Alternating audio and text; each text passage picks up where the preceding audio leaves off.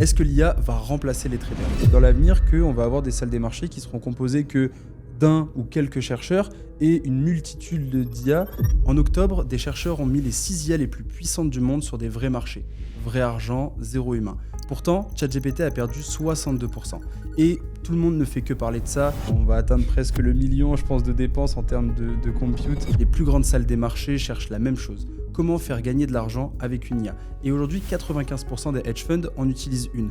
Cependant, aucune ne la laisse prendre des décisions. On va essayer de comprendre pourquoi. Capital Circle, c'est ça. Chaque mois, j'ouvre une porte. Private equity, trading institutionnel. Aujourd'hui, on rentre dans les algorithmes de trading et l'intelligence artificielle. Mon invité aujourd'hui, c'est Lancelot, chercheur en intelligence artificielle. Il code depuis ses 8 ans, il a créé des jeux vidéo à 14 ans et aujourd'hui, il crée des IA qui apprennent à jouer au marché financier. Quand tu envoies un agent la nuit, tu te réveilles, il y a eu 8 heures de travail qui a été fait. Tu as fait quoi ? Tu as ronflé toute la nuit. Près de 8 ans de recherche là-dessus. Lancelot n'est autre que mon associé sur Warburg AI, donc je serai plus dur avec lui qu'avec n'importe qui. Ce que j'avais en tête, c'était l'épisode qu'on a eu du coup avec la guerre en Iran, où tous les deux, pour l'anecdote, on était tous les deux aux Émirats, donc forcément nous on avait les bombes au-dessus de la tête. Dans cet épisode, on va voir pourquoi ChatGPT ne peut pas trader, comment on entraîne une machine sur des marchés financiers, et si oui ou non, l'IA va remplacer les traders. Bienvenue sur Capital Circle. Bonjour Lancelot. Salut Sacha. Comment vas-tu ? Très bien, et toi ? Merci beaucoup de venir dans le podcast Capital Circle. Merci de m'inviter. Aujourd'hui, on est à Bordeaux. Donc, on s'est pris une petite semaine de séminaire avec Warburg AI. Aujourd'hui, on va essayer de rentrer vraiment dans le vif du sujet autour des algorithmes de trading et l'IA, ce qui est ton métier. Tu es mon associé. Donc, je vais être plus dur qu'avec n'importe qui sur cette vidéo. Donc, la première question, déjà, est-ce que tu peux te présenter brièvement, nous raconter un petit peu ton parcours et comment est-ce que tu es tombé dans cette partie algorithme, chercheur en AI ? Avec plaisir. Et je n'attends pas que tu sois moins dur avec moi qu'avec les autres, et même peut-être le contraire. Donc, je suis Lancelot. Je suis ingénieur depuis mes 8 ans, toujours été dans l'informatique. Ça a déplu mes parents pendant un certain temps, mais je veux dire que je me suis bien amusé. J'ai commencé à créer des jeux vidéo à l'âge de mes 13-14 ans, plus ou moins. Et puis vers mes 15-16 ans, j'ai commencé à mettre dans l'IA. Ok. C'était une aventure qui était assez folle parce qu'en fait, à l'époque, il n'y avait personne qui était très intéressé par l'IA. Et ça coûtait quand même très très cher parce que tout ce qui était carte graphique n'était pas là comme ça l'est maintenant. Mais je me suis lancé dedans et j'ai commencé à faire de la recherche, à lire des papiers, etc. J'ai continué un petit peu dans la consultance sur le côté. J'ai fait une boîte de 25 employés de consultance dans la finance que j'ai exit depuis. Je suis revenu sur Warburg AI et je suis très content d'avoir Sacha dans l'équipe. Il est phénoménal. Trop bien. Et qu'est-ce qui a fait que un gamin de 15 ans, parce que pour ceux qui nous écoutent, dire à 15 ans j'ai commencé à faire de la recherche en AI, ça paraît assez fou. Qu'est-ce qui t'a mis là-dedans et comment est-ce que tu as eu cette prise de considération, sachant que c'était quasiment 8 ans auparavant, donc avant qu'on parle de ChatGPT, de l'IA, de Claude ou de que sais-je, comment est-ce que tu es rentré dans ça ? C'est très marrant en fait. Le type d'intelligence artificielle, on va en parler aujourd'hui, mais le RL, ça se représente très fort sur les jeux vidéo. En fait, on parle d'un environnement, on parle d'un agent, on parle de quasiment une IA qui apprend à jouer à des jeux. Ok. Et donc la manière dont on les apprend, c'est la même manière dont on apprendrait à un bot à jouer à un jeu sur Mario Kart par exemple. Est-ce que tu peux, avant de nous expliquer ce qu'est le reinforcement learning, donc le RL, cet apprentissage à renforcement dont on va parler, c'est quoi un peu les différents types d'IA pour recontextualiser aux gens qui ne nous connaîtraient pas parce qu'aujourd'hui, la plupart des personnes utilisent ChatGPT, Claude. C'est quoi un peu les différences ? Il y a une grande différence avec tout ce qui est LLM, donc ChatGPT, Claude, les IA chinoises ou françaises, Mistral. Il y a une grosse différence avec les autres types d'IA qu'on va trouver sur le marché. C'est-à-dire qu'il y a une énorme gamme. Et d'ailleurs, si on va sur Hugging Face, on va trouver tous ces types d'IA qui ne sont pas des LLM, comme des IA de catégorisation, donc celles qui vont voir est-ce que c'est une chaise, une table sur une vidéo ou une photo. Ok. Bien ça, ChatGPT ne le fait qu'avec une capacité qui s'appelle multimodal. Ok. Donc un type d'IA qui a été connecté et entraîné avec le modèle. Mais il y a aussi tout ce qui va être voix. Et la voix va généralement être aussi un modèle à côté qu'ils vont coller dessus dans le multimodal. Ok. Il y a le RL qui n'est juste pas compatible avec les LLM. Et donc, en fait, il y a toute une série d'IA. Et ce n'est pas la même chose.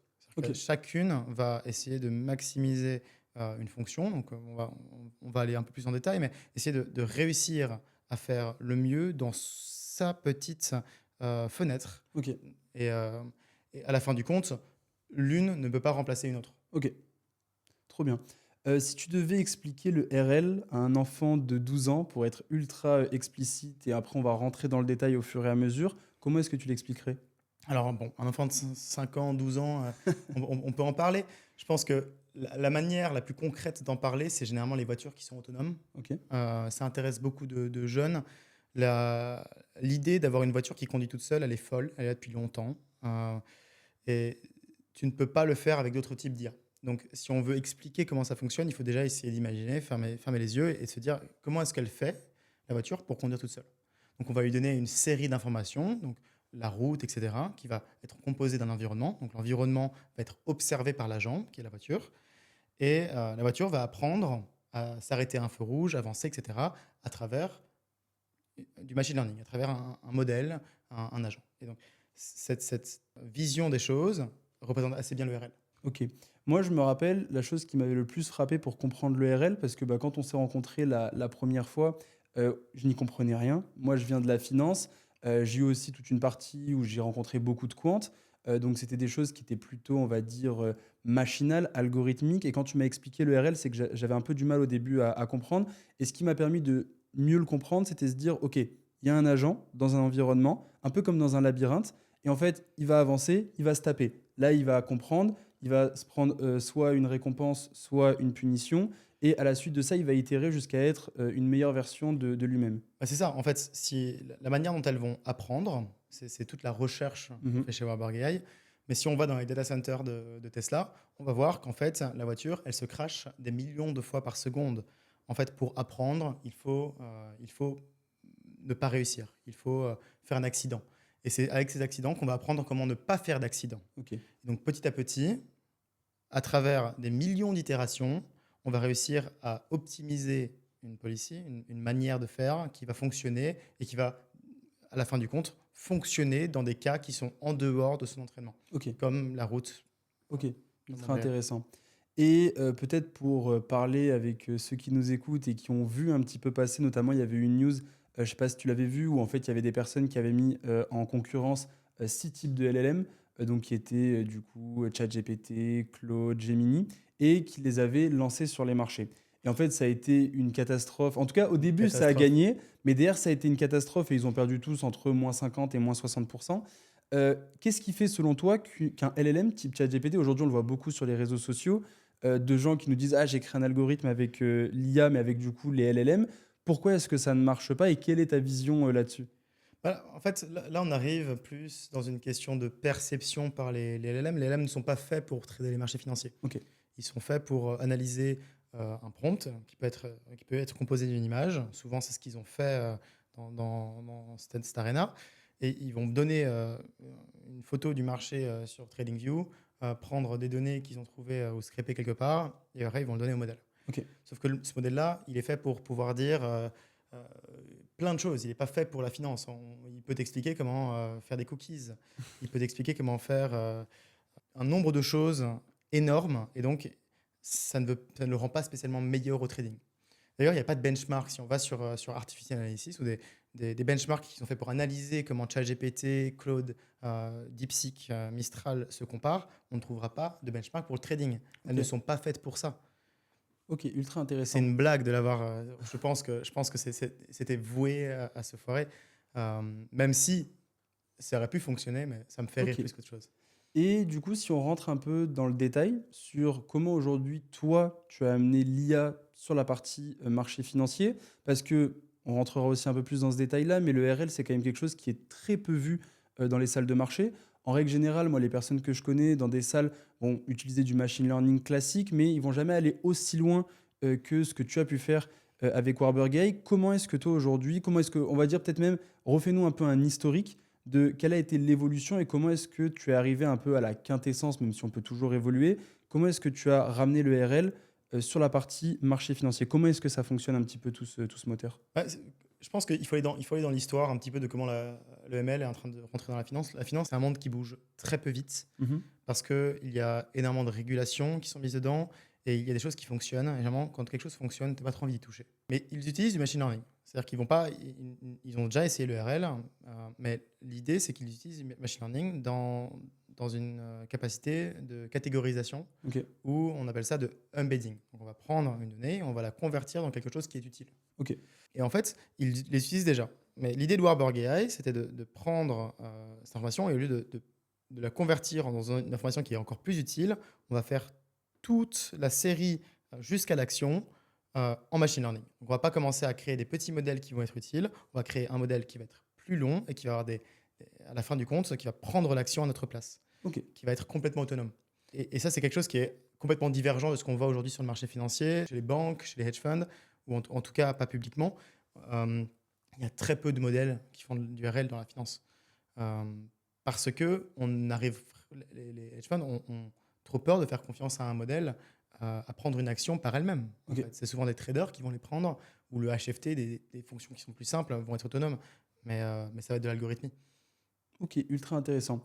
Du coup, si on rentre dans le vif du sujet, comment Warburg AI a été pensé et quelle a été un peu du coup l'évolution de Warburg AI au cours des 8 dernières années? Parce que ça a été au début ton projet un peu passion. Après, tu as eu d'autres activités à côté pour financer la recherche parce que bon, bah, ça coûte quand même très cher de développer une machine, en tout cas de développer, on va dire, une sorte de cerveau comme tu l'as développé sur l'algorithmie.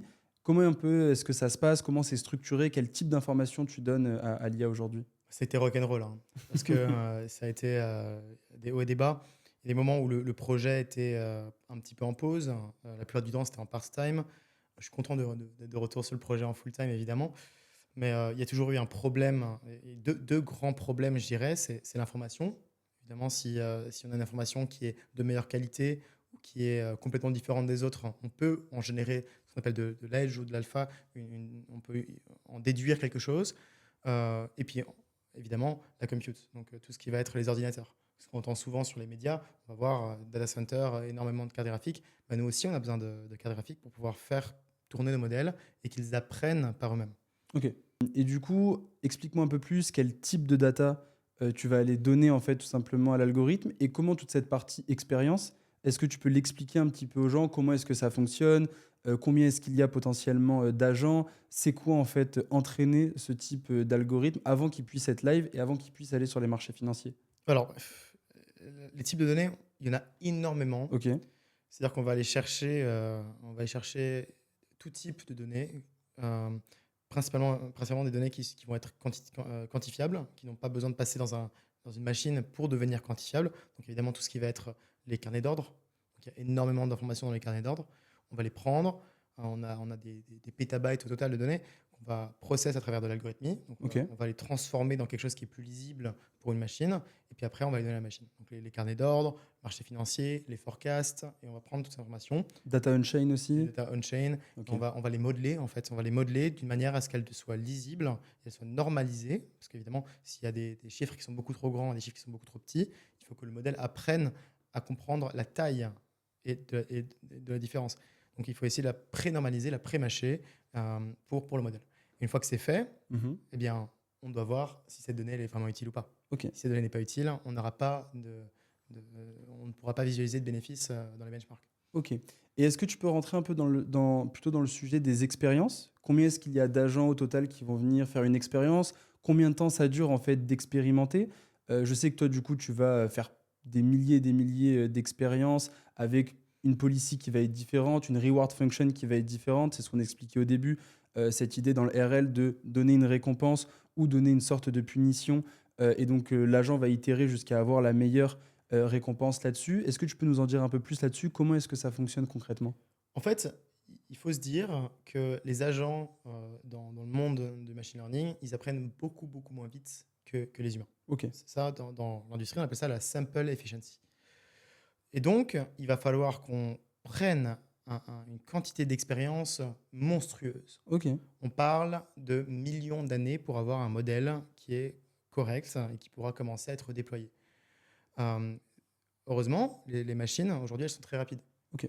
Et donc, les simulateurs peuvent aller à des 10, 15, 20 ans par seconde, même souvent encore plus, Oh, dépendant de la quantité d'ordinateurs qu'on va leur donner. mais on peut aller à des tailles d'expérience, des buckets, en fait, des seaux où on va mettre de l'expérience qu'on va donner à la machine pour l'améliorer, qui vont devenir gargantuesques. Et, euh, et ces sauts, ils vont être générés par un simulateur. Et ce simulateur, il va le donner à un algorithme d'apprentissage. Cet algorithme d'apprentissage, il va finir par apprendre et améliorer le modèle. Et après, on continue. Il y a une différence entre différents modèles de RL. Il y a ce qu'on appelle le off policy, qui apprend des données qui ne sont pas spécialement des actions qu'il a prises lui-même. Et puis il y a le on policy, qui va être des décisions qu'il a prises lui-même. Ok. Le off policy, c'est généralement des décisions qu'il a prises dans le passé. Et puis il y a le supervised, où un humain va faire les actions lui-même et le modèle va essayer de les imiter. Ok. Nous, on fait quasiment que du on policy. Ok. Donc on fait énormément d'exploration. Le modèle apprend très peu par année d'apprentissage. Très peu. Mais petit à petit, il se forme pour devenir de mieux en mieux. Ok. Je pose une question parce que c'était une de mes premières interrogations quand tu me parlais de ça. Euh, Aujourd'hui, tu me parles de dizaines, vingtaines, centaines d'années d'expérience. Aujourd'hui, on trade sur Bitcoin. Bitcoin, ça a pas plus, du coup, aujourd'hui, une Évidemment. dizaine d'années. Euh, Qu'est-ce que ça veut dire, du coup, pouvoir faire sur 20, 30, 100 ans? Parce que je sais la réponse, mais explique-le-nous en ce sens.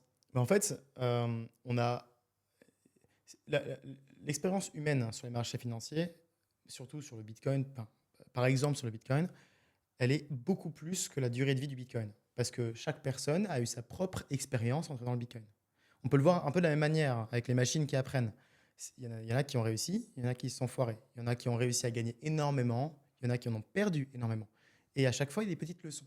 Et c'est ces leçons qu'on essaie de chercher. Ce Ok. n'est pas vraiment le prix en lui-même. Et donc, quand on commence à penser comme ça, on peut exploiter en fait, ces informations. Et on peut aussi modifier très légèrement ou cacher un œil au modèle, par exemple. Donc, on va cacher le carnet d'ordre. Donc, si on cache le carnet d'ordre, sur quoi est-ce qu'il va se baser pour rester bon?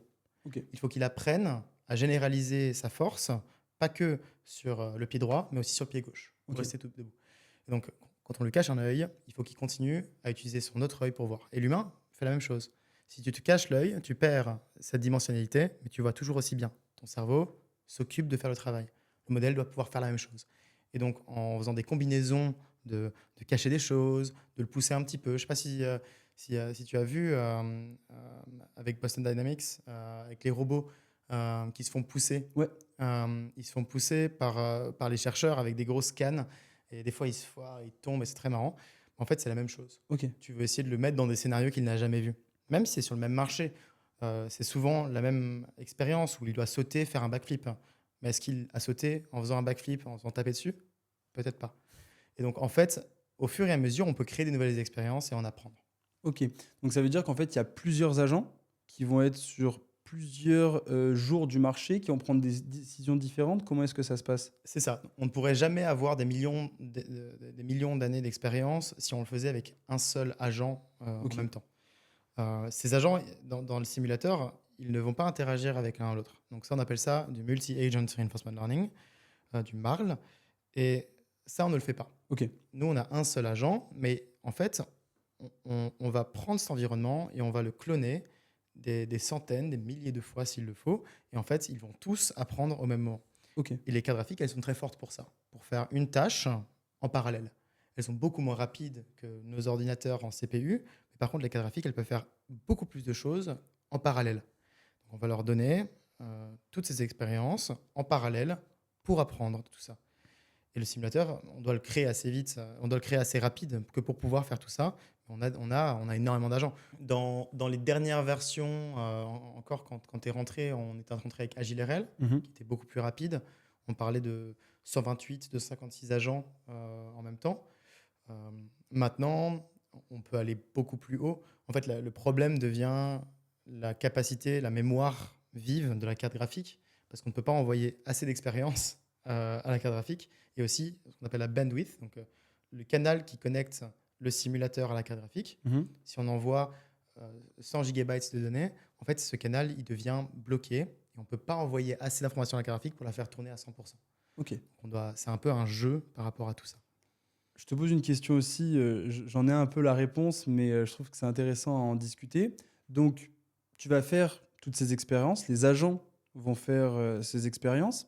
Ensuite, à quel moment est-ce que tu te dis, cet algorithme-là, il est bon, il peut aller sur le marché, et qu'est-ce qui ne nous dit pas qu'il a été entraîné dans le passé, et du coup, comment est-ce qu'il va évoluer s'il y a un changement de régime, si les choses deviennent différentes? Je pense que c'est la question la plus difficile par rapport à tout ce qui va être trading dans la finance. Et je pense que tu connais un petit peu la réponse. Le problème, il est lié avec overfitting, donc le fait de trop connaître un environnement et de ne pas assez, le contraire, se généraliser. Mhm. Si jamais on lui donne toujours les mêmes conditions de marché, par exemple, j'avais beaucoup donné l'exemple de 69 000, ou maintenant ça serait 250 000, 225 000, un truc comme ça, pour le Bitcoin. Euh, si on lui donnait ce chiffre directement, même un tout petit modèle, à chaque fois qu'il va avoir 125 000, il va se dire, je vais tout vendre, je vais vendre la maison. Euh, Pourquoi est-ce qu'il ferait ça? Parce qu'il sait qu'à chaque fois qu'il a vu 125 000, c'est le moment de tout vendre. Et en fait, nous, on doit se battre contre en fait, le robot, parce que le robot, il faut le voir un petit peu comme un flemmard. Il va toujours essayer de trouver la solution la plus simple pour maximiser sa récompense. Euh, et donc, 69 000, on vend toujours. 125, on vend toujours. Et ça, c'est un fléau. Parce que nous, on veut qu'il généralise, et on sait que si ça retouche 125 000, il y a de fortes chances que ça remonte plus haut. On a envie de comprendre les patterns qui ont créé un régime et dans quel régime on est déjà. On n'a pas envie de comprendre quelle est la relation avec le prix qu'il y a maintenant et le prix futur. Mhm. C'est pas vraiment ça. Si ça, on pouvait en déduire quelque chose, tout le monde serait extrêmement riche et il n'y aurait pas d'alpha sur le marché. Ok, ultra intéressant. Et il y a une dynamique aussi, quand on s'était rencontrés, qui m'avait marqué, qui était la dynamique entre prédiction et action. Parce que moi, j'étais persuadé que l'IA, en tout cas cette manière d'utiliser l'IA, c'était une manière de prédire ce que le prix allait être. Parce qu'on se dit, bah, j'investis parce que j'ai une prédiction future. Mais en fait, il y a une nuance qui est ultra intéressante avec le RL et avec les algos, qui est non pas la prédiction de où le prix va aller, mais plutôt quelle est la probabilité à un instant T de faire une action. Et donc, du coup, je voulais avoir un petit peu ton explication là-dessus, de pourquoi c'est diamétralement différent et pourquoi c'est ultra important pour la partie algorithmique. Ça, c'est vraiment la grande chose qui change la donne avec le RL et d'autres types de machine learning. D'ailleurs, souvent, on utilise des modèles qui sont quasiment les mêmes dans la prédiction que dans la prise d'action ou la prédiction d'action. Ok. On parle par exemple de LSTM ou de Transformers pour aller regarder quel sera le marché futur. Et si on fait ça, généralement, on va être à un degré de certitude correct sur la première échéance, le premier step, donc disons dans une minute, dans une heure, dépendant de quel est le modèle. Mais le problème, c'est qu'on va se baser sur cette assumption pour prédire le prochain point. Mhm. Et donc, disons que le premier point, on est bon, le deuxième point, on est bon. Donc, on a pris une prédiction à un temps T. On va regarder plus 1, plus 2, plus 3, donc plus 1 heure, plus 2 heures, plus 3 heures. On était bon sur 1 heure, 2 heures, 3 heures, mais quatrième heure, on s'est foiré. Mhm. Eh bien, la cinquième heure va prendre toujours l'assumption de la quatrième, alors qu'elle était mauvaise. Et donc, on est quasiment sûr que la cinquième, la sixième, la suite, etc., vont être complètement mauvaises, même si le graphique a l'air très joli Mhm. et qu'on dirait que le prix est réel, en fait, ça ne l'est pas. Nous, ce qu'on fait, on n'est pas en train d'essayer de dire qu'on sait à un haut degré de certitude que le prix va aller là. C'est pas notre travail. Notre travail, ça va être essayer de prendre une action qui va gagner sur les marchés financiers euh, en disant que le prix risque d'aller plus là que d'aller là. Ok. Donc on parle évidemment de take profit, de stop loss, sinon nos investisseurs ne seraient pas très très contents. Il faut évidemment se protéger. Les marchés sont difficiles et ne pardonnent pas. Mais euh, si par exemple on parle d'un take profit qui est tout aussi loin que le stop loss, il faut qu'il y ait plus de chances que ça touche le take profit que le stop loss. Et on ne sait pas quand ça va se passer. Ça peut se passer des fois en une minute. On a des fois des notifications sur le téléphone où on est fou de joie. Des fois, ça peut prendre 48 heures. Et on n'est pas en train de prédire comment est-ce que le prix va se dérouler. On est en train de prédire les probabilités qu'il aille là plutôt que là. Et souvent, ce qu'on voit, c'est que le modèle va poser un stop loss qui va être juste en dessous d'un point de support, en se disant si ça casse ça, ça va acheter plus bas. Et de la même manière, un take profit qui va être juste en dessous d'un point de résistance. Ou le contraire si on fait un short. Et l'idée est là. C'est une question de probabilité. Ok, ultra intéressant. Il y a deux choses dont tu as parlé. Je vais revenir sur les deux.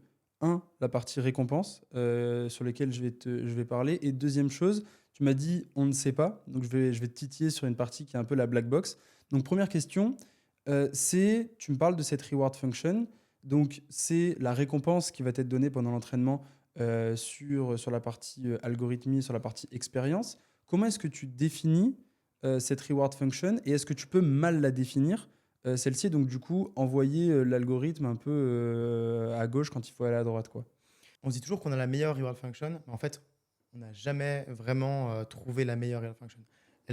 Cette reward function, il faut qu'elle évolue à travers l'apprentissage du modèle. Et d'ailleurs, souvent, on qualifie ça de curriculum learning. Donc, un peu comme les humains, on doit apprendre une chose avant d'en apprendre une autre. On doit tous passer par l'école avant d'aller à l'université, sinon on ne comprendrait rien.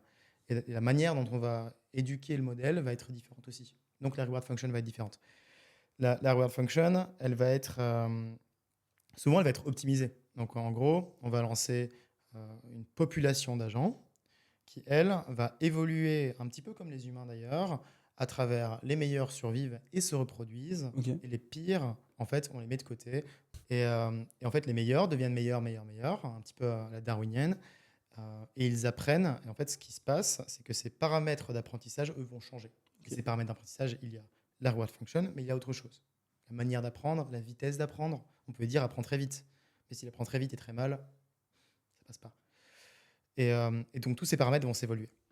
Et ça, on appelle ça de l'HPO. Ok. Hyperparameter Optimization. Et c'est les machines qui vont elles-mêmes modifier ces paramètres. Ça ne veut pas dire que la fonction ne doit pas la faire nous-mêmes. Parce que les paramètres de cette fonction peuvent être optimisés, mais la fonction en elle-même doit être quelque chose que les chercheurs chez Rabagai doivent faire. Donc si on y réfléchit, on pourrait mettre des choses comme le Sharp, etc., pour en créer une récompense. S'il y a une très mauvaise récompense, le modèle va trouver une très très bonne manière de te le prouver. Euh, Par exemple, si on ne pénalise pas une voiture d'aller dans les champs pour aller à sa destination, elle va prendre un chemin, elle va écraser sur les vaches. En fait, le truc, c'est que la machine va toujours trouver la manière la plus simple d'arriver à sa destination. C'est un peu cette dynamique de paresse que tu disais de la machine pour avoir sa C'est récompense. ça, c'est ça. Et d'ailleurs, c'est ce que certains disent dans l'entrepreneuriat. Ils veulent avoir des personnes paresseuses dans leur entreprise parce qu'elles vont trouver la meilleure solution de ne pas avoir à refaire quelque chose une deuxième fois. Et en fait, les modèles vont faire la même chose. Les modèles sont très très intelligents dans leur manière d'apprendre et ils vont toujours te prouver que tu n'as pas été assez intelligent dans ta manière de lui apprendre. Ok. C'est ultra intéressant. Et la deuxième chose, parce que bah, forcément, vu que c'est de l'apprentissage, vu que c'est de l'expérience, ensuite on l'envoie sur les marchés en réel, il y a un peu une black box sur pourquoi est-ce qu'il va prendre une décision. C'est un peu, j'imagine, aussi une des raisons pour lesquelles bah, forcément aujourd'hui les banques ou des gros hedge funds qui vont avoir des milliards de dollars ont peur de laisser la prise de décision parce que qui nous dit pas, entre guillemets, qu'il va y avoir un emballement ou que sais-je. Donc, jusqu'où va cette black box et comment est-ce que chez Warburg AI, elle va être contenue, cette black box, pour pas qu'il y ait, je sais pas, de flash crash ou de choses qui vont venir en fait détruire la performance de l'algorithme. Déjà, tu ne donnes jamais la main complète à un modèle de faire absolument ce qu'il veut. Tu vas toujours lui mettre des règles qui vont être algorithmiques. Donc, par exemple, chez Warburg AI, on ne peut pas perdre un certain nombre d'argent ou plus qu'un certain nombre d'argent en pourcentage ou en chiffres ou peu importe dans une journée. Si ça perd plus, le modèle s'arrête et les chercheurs doivent venir et au moins pendant 24 heures, le modèle est arrêté. Et nous, on doit regarder qu'est-ce qui s'est passé. De la même manière que s'il y a trop de volatilité, le modèle s'arrêterait. En fait, l'idée, c'est il est dans une boîte, hein. La boîte noire est dans une boîte, mais cette boîte, nous, au moins, on peut la mettre où on veut et on peut la contrôler. On ne sait pas exactement pourquoi il a pris une décision, on peut l'étudier. C'est-à-dire qu'une fois que la décision a été prise, je pense qu'on va en parler, mais de déterminisme. Donc le modèle prendrait la même décision à chaque fois qu'il revoit la même situation, le même scénario. Donc on peut étudier ce qui s'est passé, essayer de comprendre. En fait, si on avait changé ça, si le marché financier était un tout petit peu parti vers le haut, la décision aurait été complètement différente. Et c'est une étude. Donc oui, on ne sait pas exactement pourquoi il a pris cette décision. On ne peut pas discuter avec lui comme un chat GPT. On a quand même assez d'outils pour le savoir. Et avant de le de le promouvoir en production, il y a une série de tests qui est scrupuleuse, qui va être faite pour qu'on puisse nous aussi nous rassurer, ainsi que nos investisseurs, de se dire ce modèle, il est prêt. Et ça va être des données qu'il n'a jamais vues, parce que dans l'entraînement, on ne va pas tout lui montrer. On va essayer de lui montrer des données qu'il n'a jamais vues. On va essayer de voir comment est-ce qu'il réagirait à ci, à ça. Où est-ce qu'il est fort, dans quel régime est-ce qu'il est fort. Régime de marché en parlant de haute volatilité, basse volatilité, marché haussier, marché baissier, etc. Essayer de comprendre quelles sont ses forces, quelles sont ses limitations, etc. Et dans les flash crash, le modèle s'arrête, peu importe qu'il ait réussi ou pas, si jamais il y a trop de volatilité. Donc on a quand même un certain degré de contrôle sur ce modèle. Et il faut aussi faire comprendre aux personnes qui nous écoutent que loin de ce qu'on peut voir sur les réseaux sociaux où ouais, Claude va te faire un algorithme en 20 Oh, minutes, toi, ça fait quasiment 8 ans que tu travailles là-dessus. Moi, quand je t'ai rencontré, il y a quasiment maintenant de cela 2 ans, et quand on s'est revu quasiment 1 an après, tu étais encore en recherche. Et l'algorithme avait tourné sur du paper trading, donc sur du marché qui était réel, mais avec de l'argent fictif. Et ça fait aujourd'hui simplement 6 à 8 mois qu'on fait tourner les algorithmes en prod, que nous avons des investisseurs. Donc ça a été un travail qui a été extrêmement long, dans lequel il y a eu énormément de travail sur la partie risk management. Et il faut bien le comprendre parce que c'est pour moi le cœur même en fait de dire pourquoi ça fait la différence un algorithme qui a été travaillé autant que le tien et des personnes qui vont vous vendre l'algorithme entre guillemets magique sur un régime, mais potentiellement sur un deuxième régime. Bah, en fait, ça va être une catastrophe parce que ça change c'est ça, toujours. absolument. On a un Trump qui arrive qui dit OK, je fais des tarifs de malade Et le et le marché marché décide. change totalement. Ouais. Donc c'est ultra important, je pense, à remettre dans la balance quand vous voyez un peu sur les réseaux sociaux des choses de la sorte. C'est sûr, en fait, les modèles normaux, quand je dis normaux, je veux dire algorithmiques, ceux qui sont utilisés un peu partout, ou même je veux dire Claude ou peu importe, ils ont ce même problème d'overfitting et de généralisation. C'est pas Mhm. un problème qui est que chez nous. Euh, et souvent, quand il y a des performances qui sont extrêmes, leur modèle de risque, hein, il n'est pas mis, il est pas mis en place pour persister sur le long terme, et ils vont se casser la gueule dans pas très longtemps. Ce qu'on voit, c'est que les modèles qui performent très très bien, ils ne résistent qu'un cycle de régime de marché, Mhm. puis après, ça change. Et c'est pas très grave, mais c'est pas ce qu'on essaie de faire. Euh, ces gens vont promettre des 50, 60, 100% annuellement, ou même plus, hein, si on met du levier énorme. Et en fait, on peut perdre tout ce temps de la même manière pour les mêmes raisons. En parlant de perte, est-ce qu'il y a une fois où tu n'as pas compris ce que l'algorithme a fait? J'ai ma petite réponse qui nous est arrivée tous les deux il n'y a pas si longtemps que ça. Mais est-ce qu'il y a un moment où tu t'es dit, mince, qu'est-ce qu'il est en train de faire? Et donc, du coup, tu as interagi. Ah, mais ça arrive tout le temps, hein. Ah, c'est difficile à dire. Ça arrive tout le temps et c'est toujours marrant d'essayer de comprendre d'ailleurs. Mais il y a des périodes où le modèle s'est têtu, hein, et il est même contre le marché, et il va continuer, continuer, continuer, et on se dit mais qu'est-ce qu'il fait? T'avais quoi en tête? Ce que j'avais en tête, c'était l'épisode qu'on a eu du coup avec la guerre en Iran, Ah ouais. où bon, bah, tous les deux, pour l'anecdote, on était tous les deux aux Émirats. Donc forcément, nous, on avait les bombes au-dessus de la tête. Et donc, du coup, on était déjà stressés par la situation dans laquelle on était. Et en plus de ça, bah, on avait le modèle qui, d'un côté, était en train de long, là où bah, le marché était en train de se retourner dû à la situation géopolitique. Et il a été têtu. Il a été têtu. On a pris du drawdown quand même à ce moment-là. Il est quand même important aussi de rajouter que c'est pas toujours de la prise de profit. Il y a aussi des moments où on va prendre des stop loss C'est sûr. et ces moments-là bah, font la volatilité parce qu'on est sur un marché comme BTC et notre objectif, c'est aller gagner de l'argent. Donc forcément, il y a des moments où on perd. Et quand on a pris ce drawdown-là, bah, toi et moi, on était dans un mode où on s'est dit, bah mince, la guerre, elle est en train de continuer, ça va pas s'arrêter là. Et lui, il était têtu à longue. Donc on a mis notre main et on a mis notre émotion là-dedans.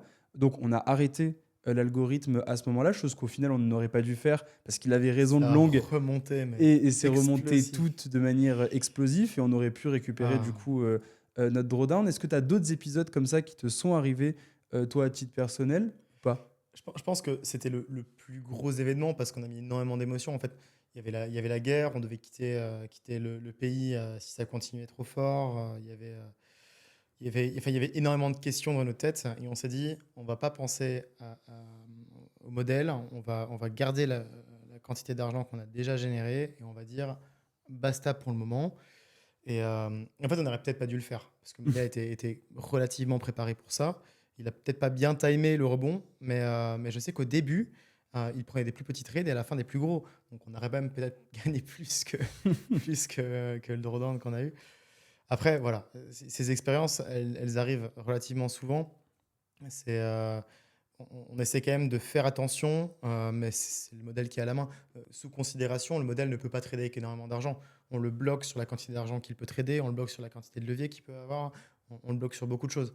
Donc, dans l'environnement comme dans le monde réel. Donc, on devrait pas trop spécialement avoir peur. Après, notre rôle en tant que chercheur et financier, c'est de protéger l'argent des investisseurs et de le faire fructifier.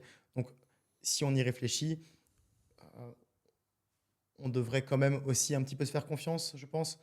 Euh, on s'est mis la règle. On s'est mis la règle de ne pas toucher. Mais voilà, il faut travailler le modèle pour qu'il soit Si résilient. ce n'est voilà cette partie expérience.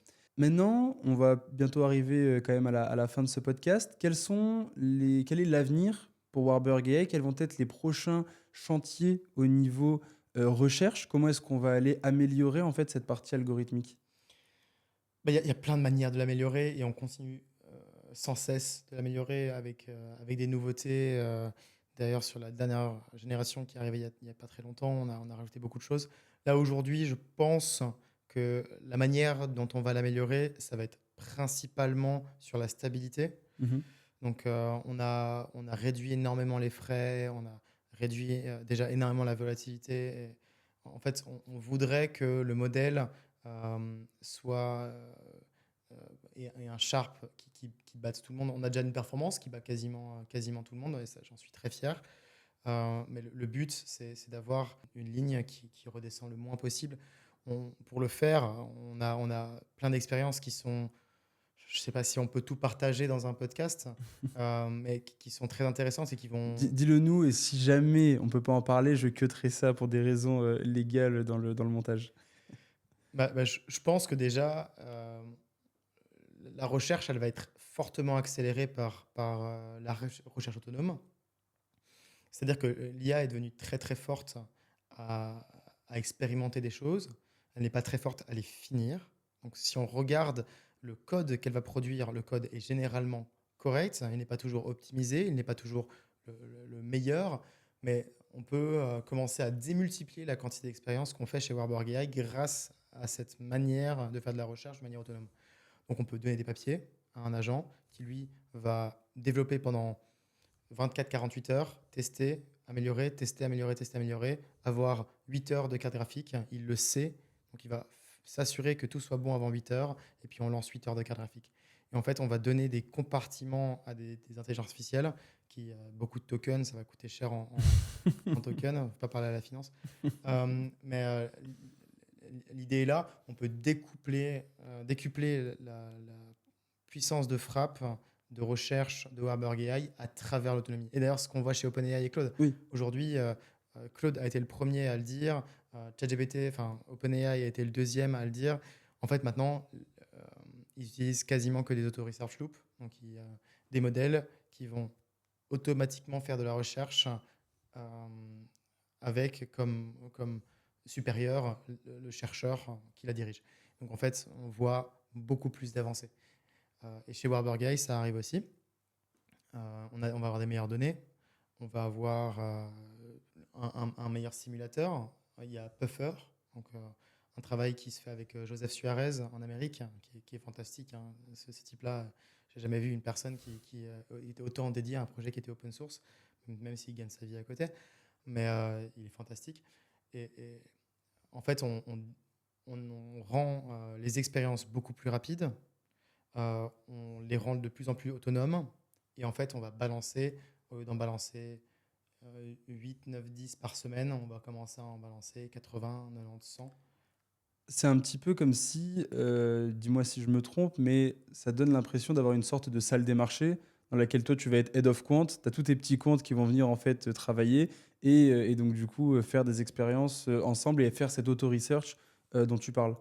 C'est un peu ça, sauf qu'eux, ils n'ont pas besoin de manger, ils n'ont pas besoin de boire, ils n'ont pas besoin de dormir, et ils n'ont pas de peine de cœur.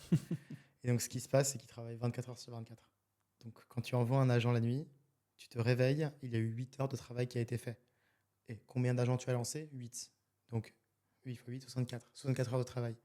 Tu as fait quoi? Tu as ronflé toute la nuit. Et en fait, ça décuple le travail beaucoup plus qu'une salle des marchés. Même si je suis sûr qu'ils travaillent très bien, ces machines vont expérimenter, expérimenter, expérimenter.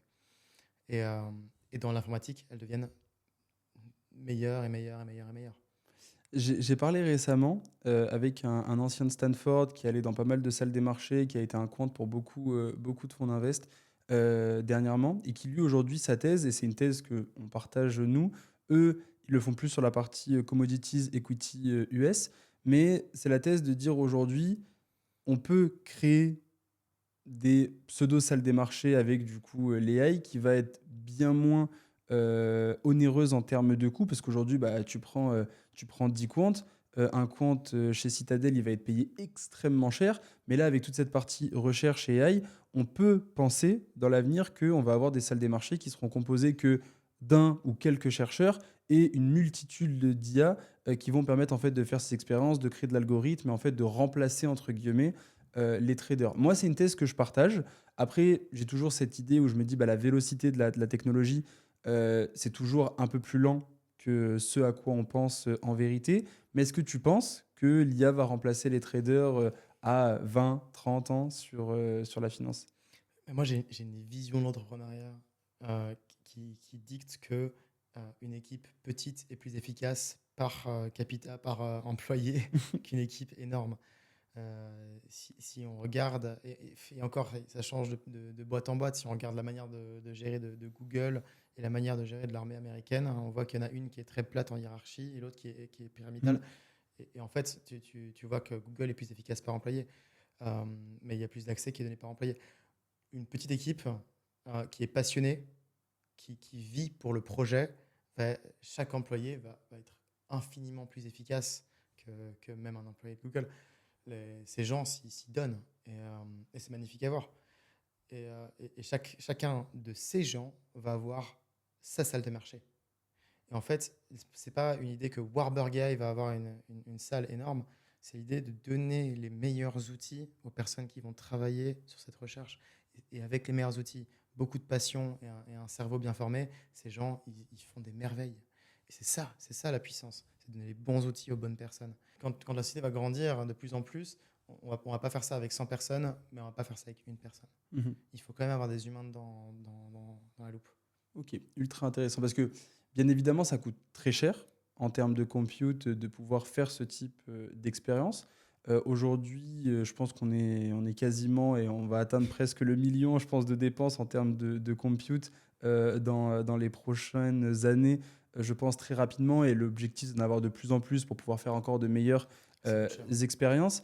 Donc forcément, c'est un coût qui est réel. On va pas dire que c'est parce que tu utilises l'IA que du coup, tu n'as pas d'employés parce que ça a quand même ce coût-là, mais tout vient être de moins en moins cher Bah, sur cette partie-là. par exemple, on avait quelqu'un de DeepMind qui travaillait et en fait, il faisait des super expériences et il était très doué.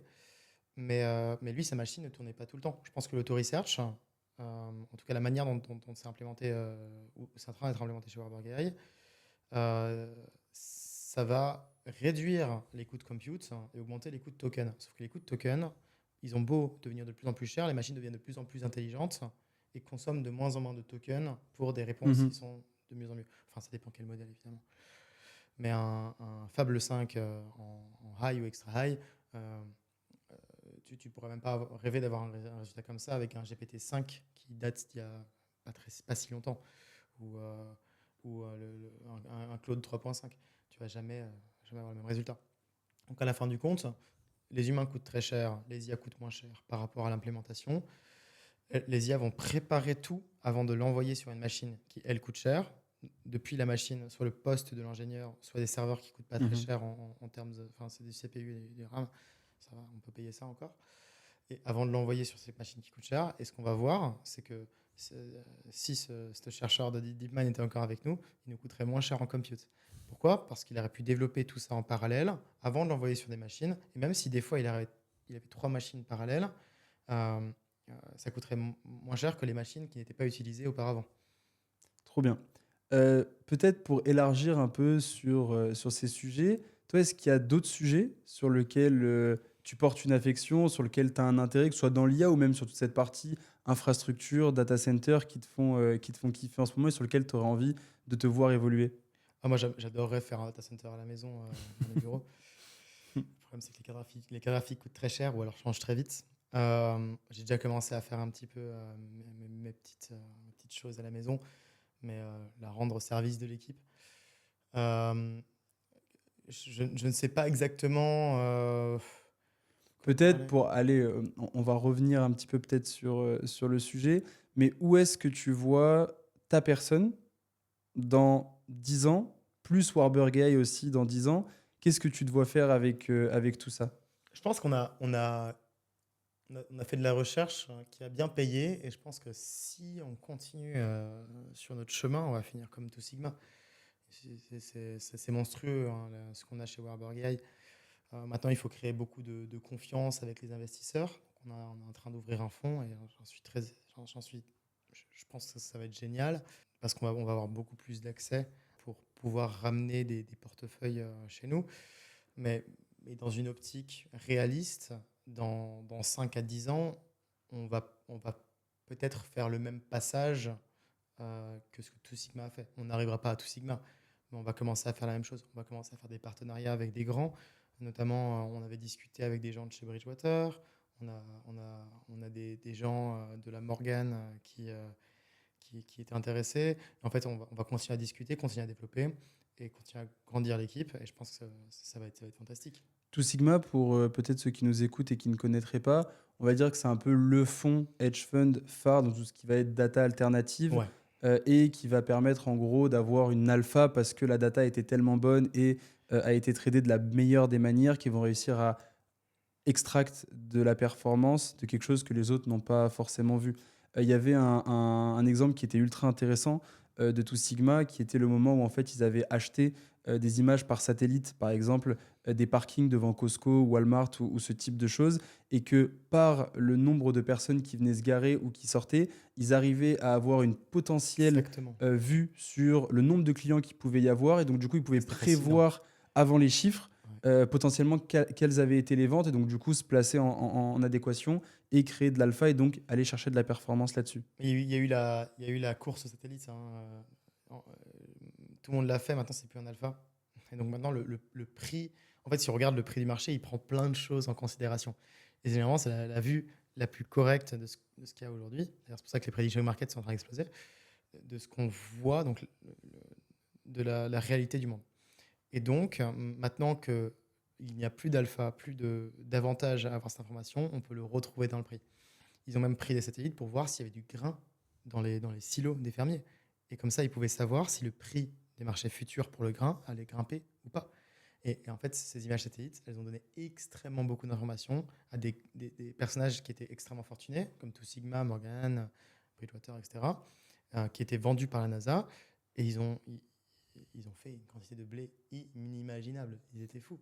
Et comment, ça c'est une question qui je trouve est importante, euh, on part pas avec les mêmes armes qu'un Two Sigma, JP Morgan, Goldman, Citadel, tout ce que tu veux, que ce soit hedge fund, fonds, là-dessus.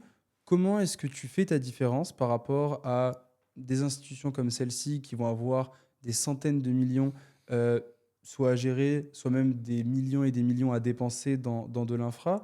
Comment est-ce que tu comptes te battre, entre guillemets, contre eux, ou comment est-ce que tu comptes te faufiler pour arriver à ce niveau-là? Déjà, notre manière de trader, elle est complètement différente de la leur. Généralement, ce qui est complètement autonome, donc de l'action à la décision, ça va être de l'HFT, ou alors ça va être du relativement long terme. On fait vraiment du MFT, il y a beaucoup d'edge à prendre là-bas. On aimerait faire de l'HFT dans le futur, mais HFT, pour ceux qui nous écoutent, c'est High Frequency Trading. c'est ça. C'est l'idée de faire énormément de trades par jour. Et ça a un coût d'infrastructure qui est énorme, qui, étant donné que ces fonds-là ont la capacité de pouvoir payer, développer ce type d'infra, qui vont aller faire de la micro-recherche, entre guillemets, ils vont faire des recherches de micro-performance, ce qui va leur permettre du coup de pouvoir gagner beaucoup plus d'argent sans risquer autant. Et le mid-frequency trading, ce qu'on fait, donc ça va être bien moins de transactions, et pour l'instant, on est directionnel, même si on tend à vouloir aller vers du market neutral.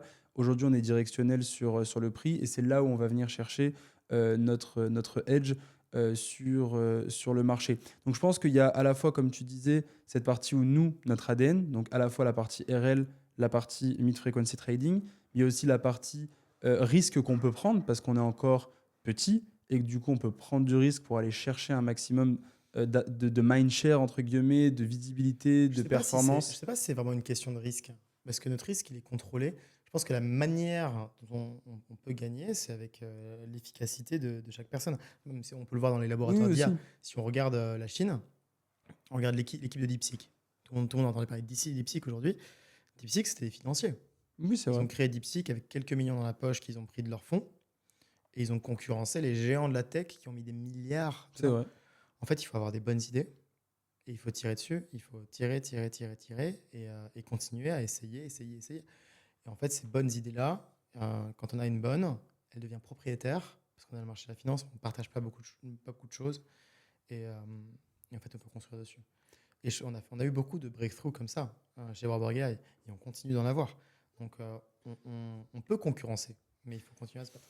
Disons que quand je parlais de risque, c'était plutôt aujourd'hui les grosses salles des marchés, elles ont tellement une compliance qui est dure, elles ont tellement des régulations qui sont dures parce qu'elles arrivent à des tailles qui sont tellement critiques que nous, on a une agilité à pouvoir prendre un peu plus de risques dans les idées, prendre plus de risques dans le C'est sûr. développement.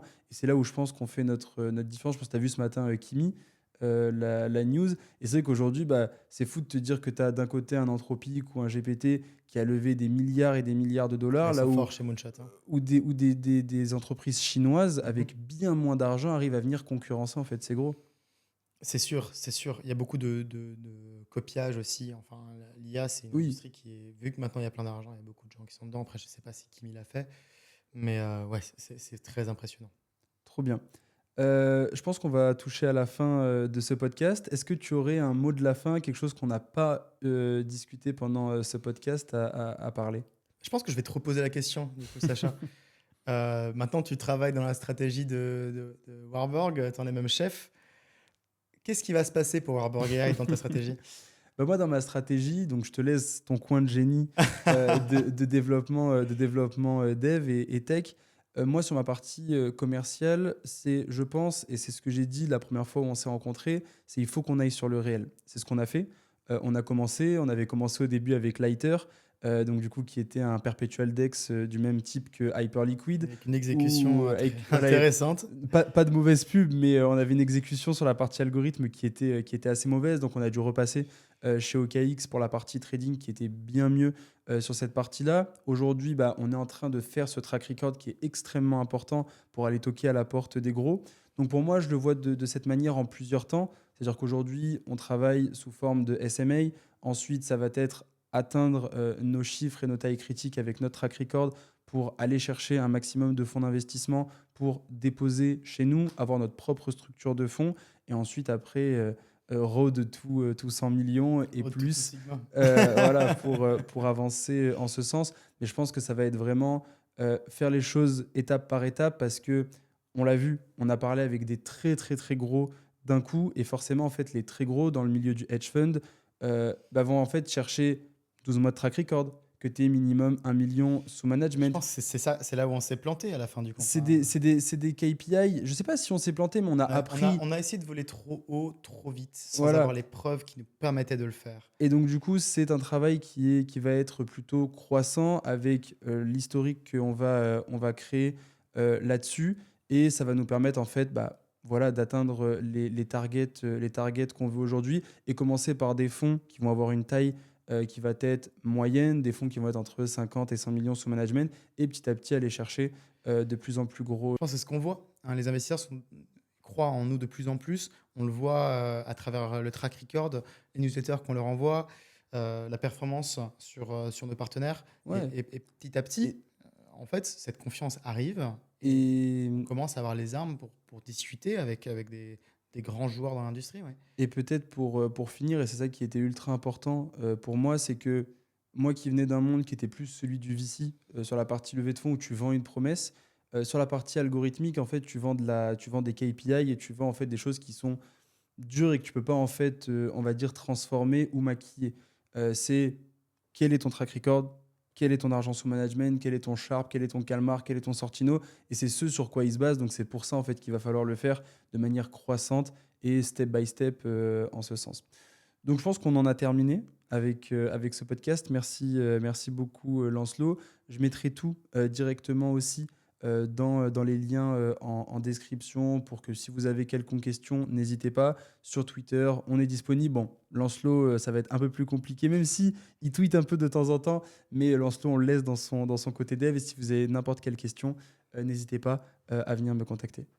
Merci Sacha. On continue à travailler ensemble, donc je pense que je vais voir ce qui se passera sur Capital Circle Avec plaisir. dans les coins de rue. On avancera de plus en plus sur Warburg AI et peut-être que s'il y a d'autres profils intéressants dans mon cercle, j'essaierai de les ramener sur Capital Circle aussi. Avec plaisir. Merci Bye. chef.